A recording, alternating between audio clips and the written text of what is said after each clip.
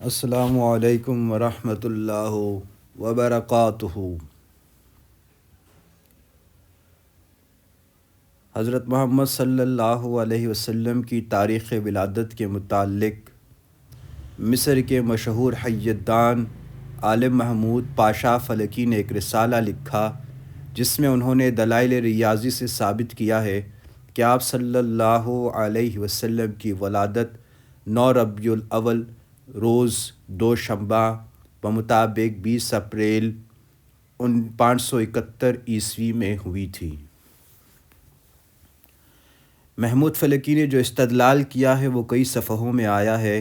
اس کا خلاصہ یہ ہے کہ صحیح بخاری میں ہے کہ ابراہیم صلی اللہ علیہ وسلم ابراہیم رضی اللہ عنہ حضرت محمد صلی اللہ علیہ وسلم کے صغیر السن صاحبزادہ کے انتقال کے وقت آفتاب میں گہن لگا تھا اور 10 ہجری تھا، اور اس وقت آپ صلی اللہ علیہ وسلم کی عمر کا 63واں سال تھا۔ ریاضی کے قاعدے سے حساب لگانے سے معلوم ہوتا ہے کہ 10 ہجری کا گرہن 7 جنوری 632 عیسوی کو 8:30 پر لگا تھا۔ اس حساب سے یہ ثابت ہوتا ہے کہ اگر قمری 13 برس پیچھے ہٹے تو آپ صلی اللہ علیہ وسلم کی پیدائش کا سال 571 عیسوی میں ہے، جس میں آذروئے قواعد ہجرت ربیع الاول کی پہلی تاریخ 12 اپریل 571 عیسوی کے مطابق تھی۔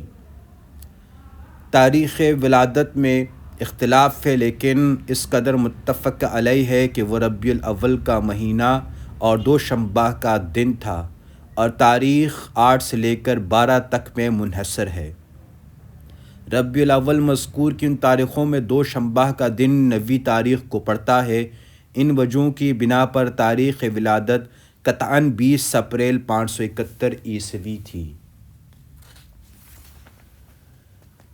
آپ صلی اللہ علیہ وسلم کا نام محمد صلی اللہ علیہ وسلم رکھا گیا، اور عام طور پر بیان کیا جاتا ہے کہ عبد المطلب نے یہ نام رکھا تھا۔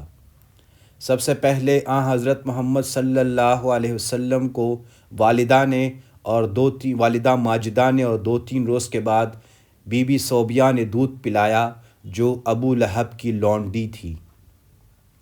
بی بی صوبیہ کے بعد بی بی حلیمہ سعدیہ نے آپ صلی اللہ علیہ وسلم کو دودھ پلایا۔ اس عہد میں دستور تھا کہ شہر کے رؤساء اور شرفاء شیر خوار بچوں کو اطراف کے قصبات اور دیہات میں بھیج دیتے تھے۔ یہ رواج اس غرض سے تھا کہ بچے بدوؤں میں پل کر فصاحت کا جوہر پیدا کرتے تھے اور عرب کی خالص خصوصیات محفوظ رہتی تھیں۔ شرفائے عرب نے مدت تک اس رسم کو محفوظ رکھا، یہاں تک کہ بنو امیہ نے دمشق میں پائے تخت قائم کیا اور شاہانہ شون و شوکت میں کسریٰ و قیصر کی ہمسری کی، تاہم ان کے بچے صحراؤں میں بدوؤں کے گھر میں پلتے تھے۔ ولید ابن عبد الملک خاص اسباب سے نہ جا سکا اور حرم شاہی میں پلا۔ اس کا نتیجہ یہ ہوا کہ خاندان بنو امیہ میں صرف ولید ہی ایک شخص تھا جو عربی صحیح نہیں بول سکتا تھا۔ غرض دستور مذکور کی بنا پر سال میں 2 مرتبہ دیہات سے شہر میں عورتیں آیا کرتی تھیں، اور شرفائے شہر اپنے شیرخوار بچوں کو ان کے حوالے کر دیا کرتے تھے۔ اس دستور کے مطابق حضرت محمد صلی اللہ علیہ وسلم کی ولادت کے چند روز بعد قبیلہ حوازن کی چند عورتیں بچوں کی تلاش میں آئیں۔ ان میں بی بی حلیمہ سعدیہ بھی تھی۔ اتفاق سے ان کو کوئی بچہ ہاتھ نہیں آیا۔ حضرت محمد صلی اللہ علیہ وسلم کی والدہ نے ان مقرر کرنا چاہا تو ان کو خیال آیا کہ یتیم بچے کو لے کر کیا کروں گی، لیکن خالی ہاتھ بھی نہ جا سکتی تھی، اس لیے بی بی آمنہ کی درخواست قبول کی اور حضرت محمد صلی اللہ علیہ وسلم کو لے گئیں۔ ان کی ایک صاحبزادی تھی جن کا نام شیمہ تھا۔ ان کو حضرت محمد صلی اللہ علیہ وسلم سے بہت انس تھا، وہی آپ صلی اللہ علیہ وسلم کو کھلایا کرتی تھی۔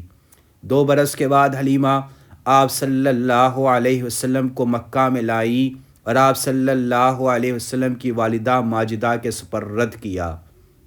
لیکن چونکہ اس زمانے میں مکہ میں وبا پھیلی ہوئی تھی، آپ صلی اللہ علیہ وسلم کی والدہ نے فرمایا کہ واپس لے جاؤ، چنانچہ دوبارہ گھر میں لائیں۔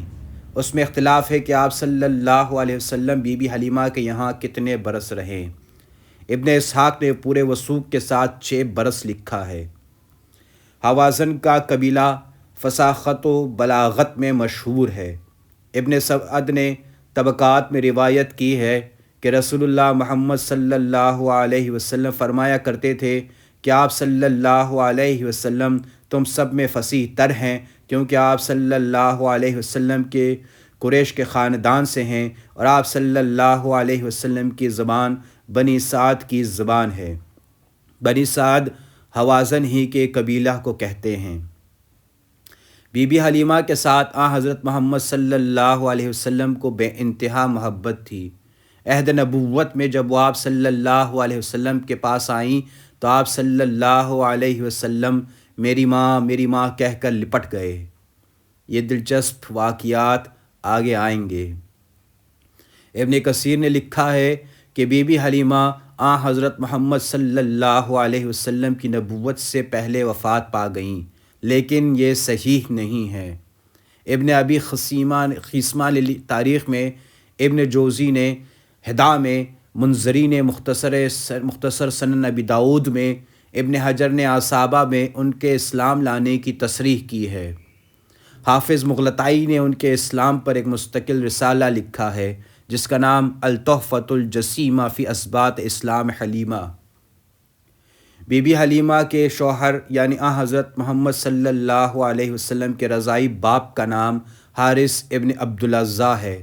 وہاں حضرت محمد صلی اللہ علیہ وسلم کی بعثت کے بعد مکہ میں آئے اور اسلام لائے۔ حارث حضرت محمد صلی اللہ علیہ وسلم کے پاس آئے اور کہا کہ یہ آپ صلی اللہ علیہ وسلم کیا کہتے ہیں؟ آپ صلی اللہ علیہ وسلم نے فرمایا کہ ہاں، وہ دن آئے گا کہ آپ کو دکھا دیں گے کہ آپ صلی اللہ علیہ وسلم سچ کہتے تھے۔ حارث مسلمان ہو گئے۔